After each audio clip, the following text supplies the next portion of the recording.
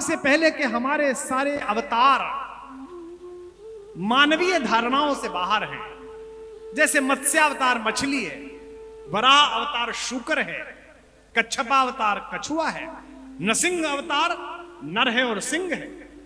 लेकिन राम पहले हैं, उनसे पहले परशुराम भी हैं, लेकिन वे परशु हाथ में लिए हुए हैं। उनके वश में क्रोध नहीं है।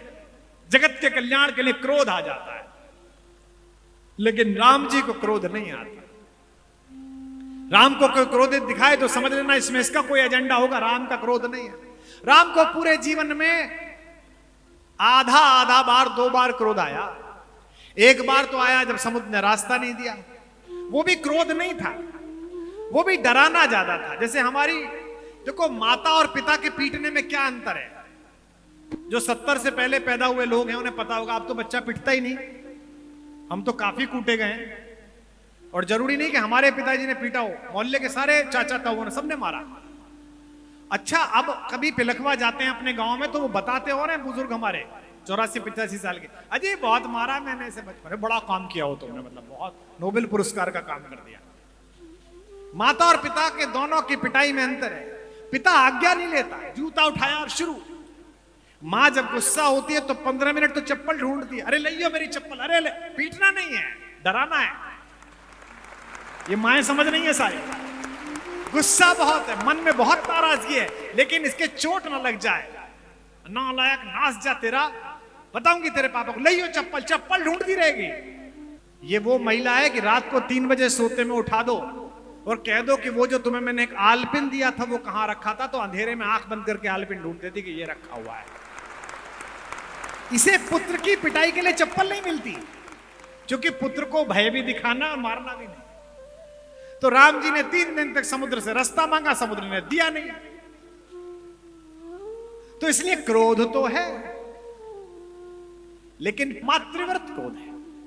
विनय न मानत जलधि जड़ गए 3 दिन बीत, बोले राम सकोप तब भय बिन होए न प्रीत। अब ये कहने के बाद 15 मिनट लगा दिया उन्होंने धनुष बाण मंगाने में। करना होता तो 2 मिनट में कर देते। भ्रकुटी विलास सृष्टि लय होई, जिसकी भ्रकुटी के हिल जाने से सृष्टि पलट जाती हो। 15 मिनट ज्ञान दे रहे हैं समुद्र को। लक्ष्मण बाण सरासन लानू, सोखो बारित बिसिक के साथ, अभी सोखता हूं इसे। और फिर ज्ञान और बता रहे हैं, 60 सन विनय कुटिल सन प्रीति, सहज कृपन सन सुंदर नीति, ममता का ज्ञान दे रहे हैं। आधा क्रोध तो तब आया, आधा क्रोध तब आया जब जटायु ने उनसे पूछा।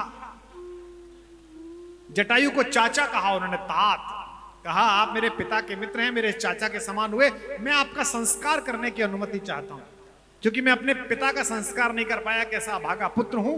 तो माता गोमती के किनारे उन्होंने संस्कार किया। जटायु ने पूछा कि मैं स्वर्गलोक जा रहा हूं, आपके पिताजी मिलेंगे दशरथ जी, उन्हें क्या बताऊं।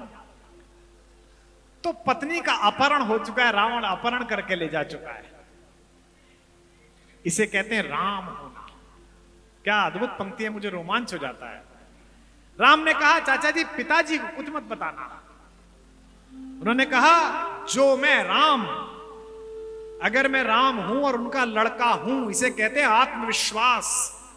किधर रावण गया है पता नहीं, रावण कितना शक्तिशाली है पता है, बीच में समुद्र है पता है, सेना है नहीं, सुग्रीव मिला नहीं है, लेकिन राम का आत्मविश्वास देखिए, मेरे भगवान का, मेरे मर्यादा पुरुषोत्तम का। जटायु से कहते हैं, चाचा जो मैं राम, अगर मैं उनका लड़का हूं तो आप उन्हें कुछ मत बताना, कुल सहित खानदान सहित कहाई दशानन आए। रावण खुद स्वर्ग में जाके उनको बताएगा कि वो क्या बदतमीजी करके आया। इसे राम कहते हैं।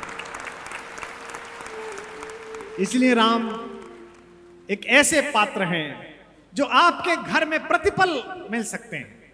आपको भाई ढूंढना है तो राम की कहानी सुन लीजिए। हमको नोएडा में एक सेठ जी ने मुझे कहा, अभी भाई साहब बड़े संकट में था, अपने फार्म हाउस पे अपने अपने राम कराना है 3 दिन का, 4 साल बड़े कष्ट में बीते, अब मुक्त हुआ हूं। मुझे लगा कैंसर हो गया होगा, कीमोथेरेपी के बाद ठीक हो गए होंगे। बिल्डर है बहुत बड़े। मैंने कहा क्या आप स्वस्थ तो हैं? बोले नहीं नहीं, वो छोटे वाले भाई से, भाई साहब जो गुड़गांव वाले प्लॉट का मुकदमा चल रहा था ना हमारा, वो हम जीत गए। छोटे भाई को मुकदमे में हराकर राम और भरत की कथा सुनना चाहते हैं। क्या मूर्खता है। समृद्ध समाज के लोगों, मेरी आवश्यकता नहीं है, आपकी आवश्यकता है इस कथा को जानना। मुझे तो जो इन कहानियों को पढ़ के फायदा हुआ वो मेरे जीवन में दिख रहा है। मैंने ना राम कथा पढ़ी होती तो मैं यहां थोड़ी बैठा होता। ये भी मेरा बचाव कर रहा होता कि क्यों चले गए अंदर, यही चल रहा होता। आपको शास्त्र बताता है कि आपको क्या आचरण करना है।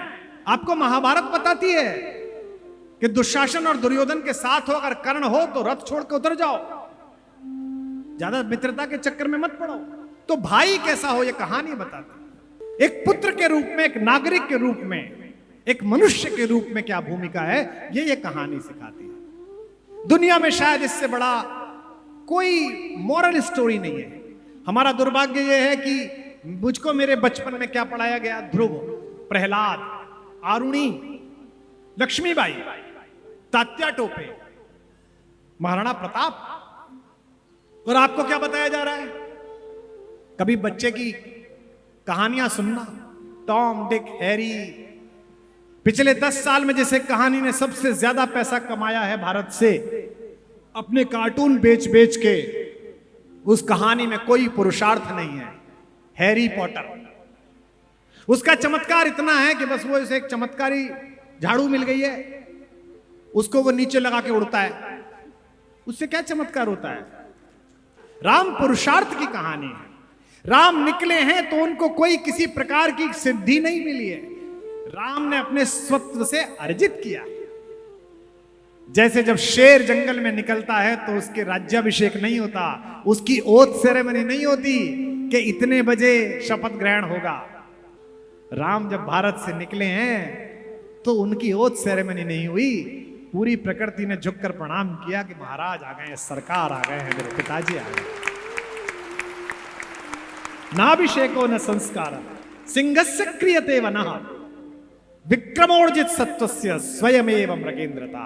इसलिए सृष्टि का रचयिता जब अभिनय करने के लिए आया तो हम के आपके जैसा हो गया। रोया भी है, खेला भी है, चोट भी लगी है। ये चौमासा चल रहा है,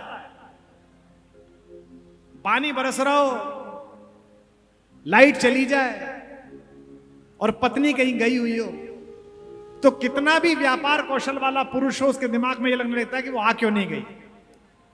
मेरे पिताजी 87 वर्ष के हो गए, 87 साल।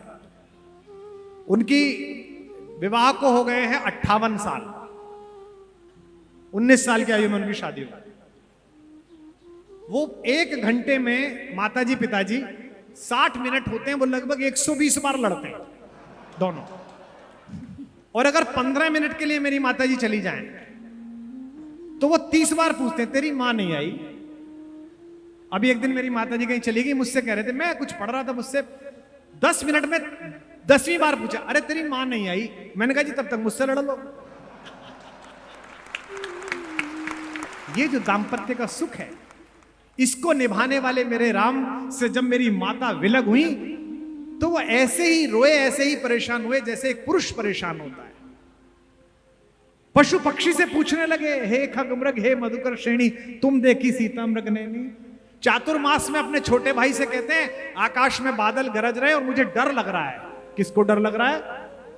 तीनों लोकों के स्वामी को, जिसने जगत बनाया है।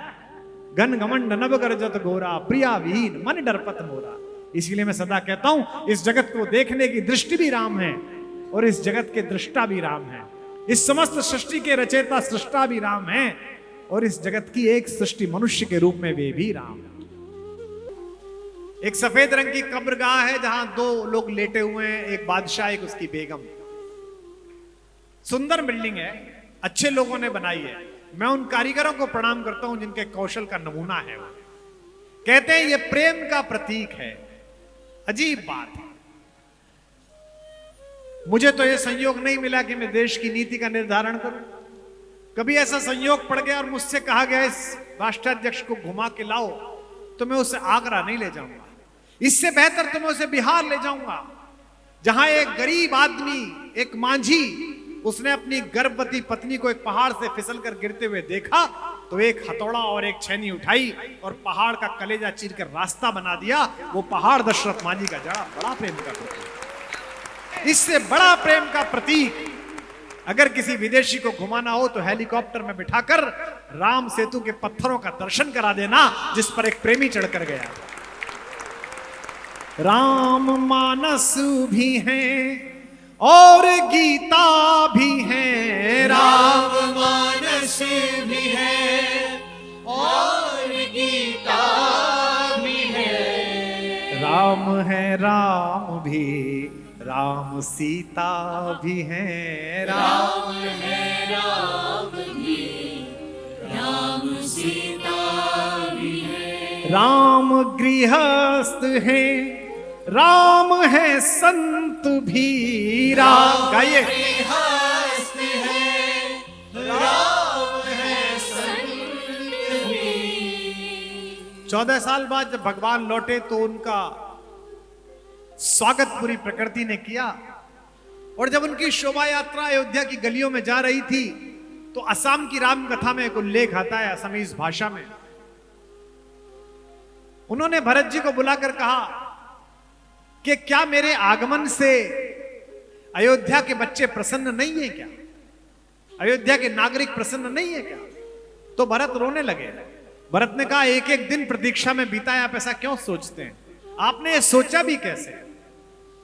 तो भगवान ने कहा कि जो हमारी मां के समकक्ष महिलाएं थी वे छज्जों पर खड़े होकर आशीर्वाद दे रही हैं। जो हमारे पिताओं के समकक्ष पुरुष थे उनकी आंखों में आशीर्वाद के आंसू हैं। जो मेरे और तुम्हारे साथ बच्चे बड़े हुए थे वे अब माता पिता बन गए हैं, वे भुजा फैलाकर गले मिलना चाह रहे हैं, लेकिन बच्चे दिखाई नहीं दे रहे। क्या अपने ताऊ राम के आगमन पर अयोध्या के बच्चे प्रसन्न नहीं है? जो उत्तर भरत जी ने दिया वो आपकी आंखों से आंसू ले आएगा। रोते हुए भरत जी ने कहा जब से आप जंगल गए और आपने वनवास में गृहस्थ होते हुए ब्रह्मचर्य का पालन किया, पूरी अयोध्या ने ब्रह्मचर्य का पालन किया है। 14 वर्ष से अयोध्या में बच्चे पैदा ही नहीं हुए। इसे कहते हैं राजा के अनुकूल हो जाना। अगर राजा प्रजा का इतना हित चिंता करता हो जितना राम जी हैं, तो प्रजा उसका आग्रह मानने लगती है कि राम गृहस्थ हैं, राम है संत भी। राम गृहस्थ है, राम है संत भी। राम आरंभ भी, राम ही अंत भी। राम आरंभ भी, राम ही अंत भी। राम आरंभ भी, राम ही अंत। बोलो राघवेंद्र सरकार की।